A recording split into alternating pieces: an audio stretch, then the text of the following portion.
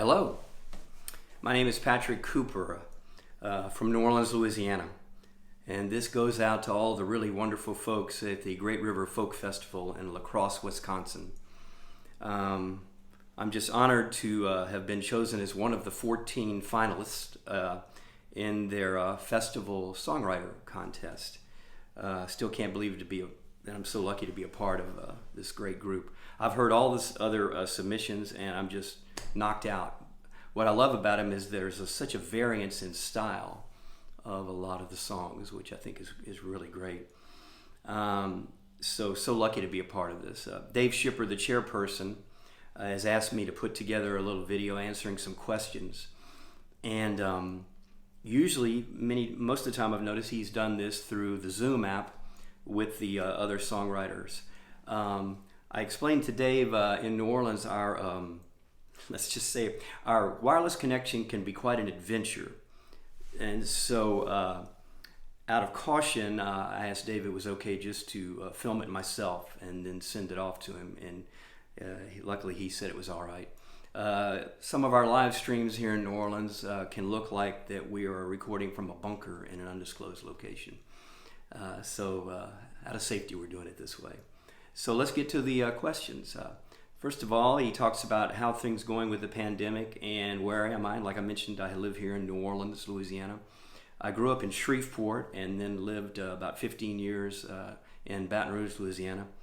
Then I had what I call a 23-year detour to Santa Cruz, California, south of San Francisco and north of Monterey. And it was a wonderful 23-year detour, but I really started missing my home state and I wanted to do music full time. And so Valerie, my wonderful partner, and we moved down to New Orleans a little over 9 years ago. And it was a great idea because I get to play music full time. At least I was. Which leads to the question about the pandemic. It's been a challenge, I'm not going to deny. I usually was playing 14 to 16 shows a month. And now I'm lucky to get 1 to 2 only outdoor shows. It's the only thing that is, for the most part, legal and ones I would feel safe doing. And so it's been an interesting transition. Luckily, through this technology, we can still connect with people with music, and I'm grateful for that. Next question. Dave talks about the song submissions. The one that got picked is a song of mine called She Leads With Her Heart. And Dave also had some nice things to say about a song called Bon Volans. And I believe they're both going to be in the packet that will be submitted to the judges, from what I understand. The selection itself, She Leads With Her Heart, came about from a telephone conversation I was having with a friend. We were talking about a mutual friend, and this person would tend to fall in love very quickly, get infatuated very quickly with somebody that they would meet. And most of the time, it did not end well, sadly. And so we were talking about how this, system, let's say, that our friend employs tended not to work well. And so I just made an offhand comment to my friend, said, yeah, leading with the heart is not always the best way to go. And after we got off the phone, I started thinking about that phrase. And so then I came up with the idea of she leads with her heart. And of course, in boxing terminology, leading with a punch is what that tends to mean. I know that sounds a little bit violent. In this case, I was talking obviously about leading with the heart. Many times it can have beautiful results, but many times it can have not so great results. The terminology that I'm using in the song is symbolic when talking about punches and blows.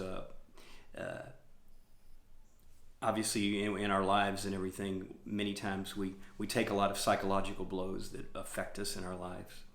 And so that's kind of more what I'm referring to.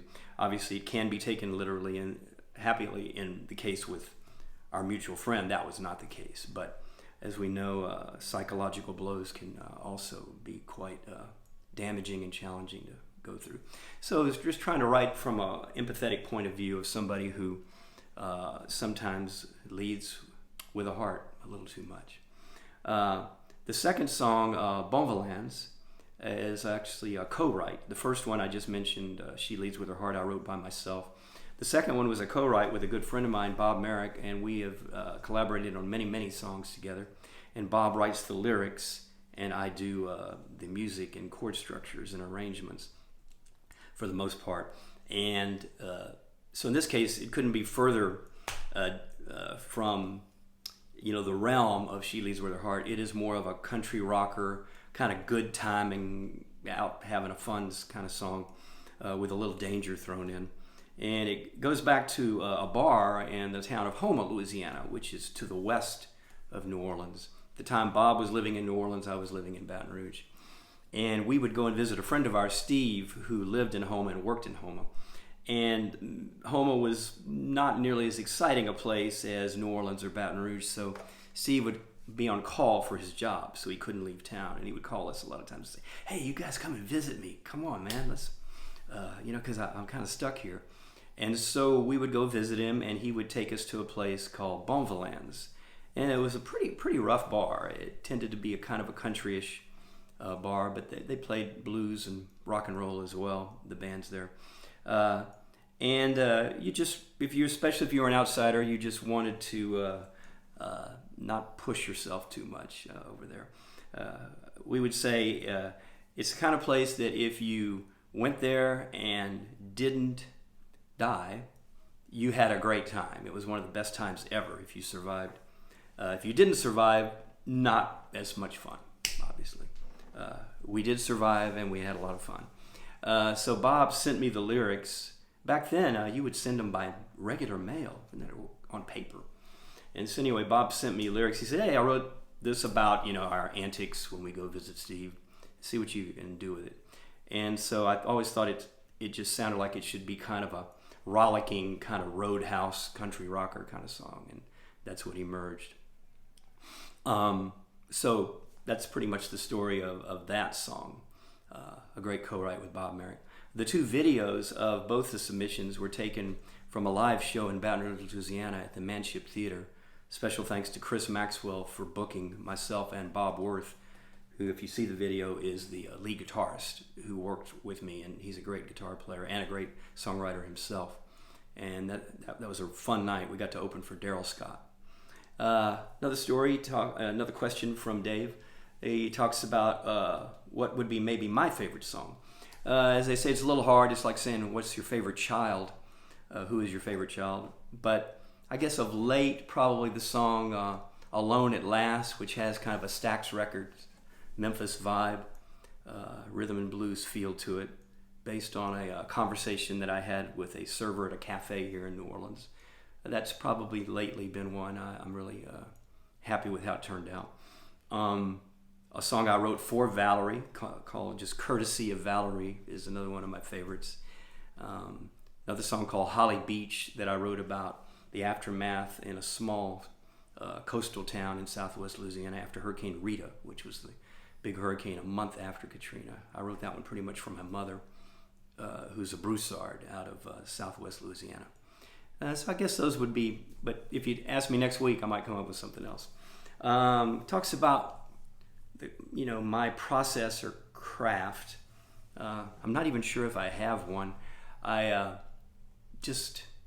lot of it comes from conversations. I'm sure songwriters can tell you about this with other people, things that they might say, things that you say.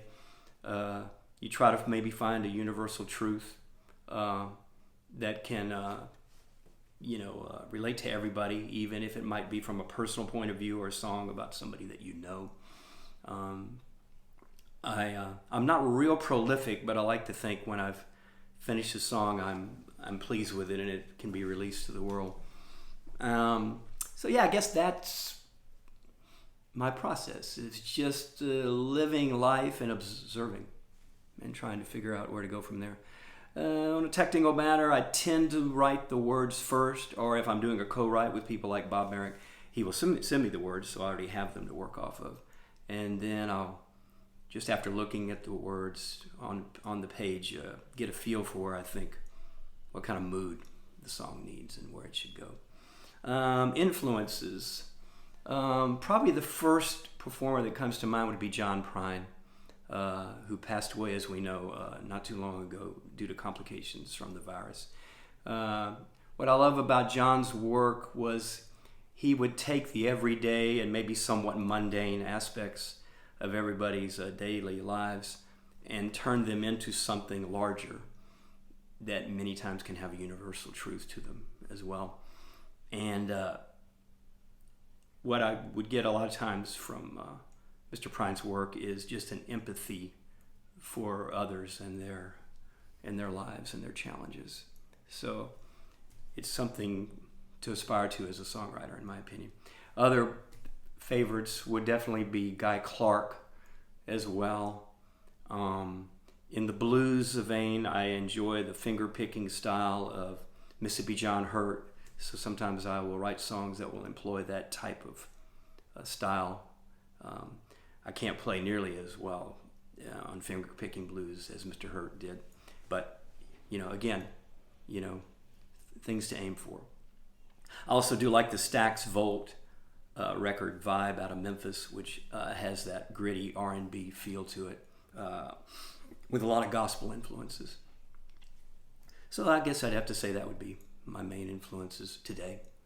The last question Dave asks is, have I ever played La Crosse, Wisconsin? Sadly, no. I've been to Madison for 2 or 3 days only years ago, which I know is still a good 2 hours from you folks. Enjoyed my time there. It was a cross-country trip with a friend driving a car from New York to California. And we stopped off in Madison and enjoyed ourselves. I would love to play in La Crosse, maybe one day when the folk festival can be in front of people. And I'd love to meet my fellow songwriters, the other 13 wonderful performers one day, and it would just be fun to hang out and play music together.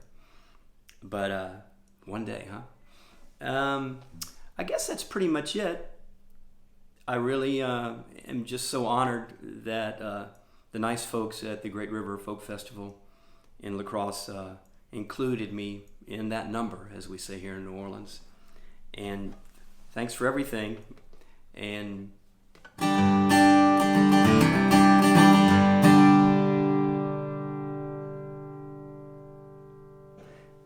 may we all meet in person one day. Patrick Cooper from New Orleans, Louisiana. Thanks to everybody. Bye-bye.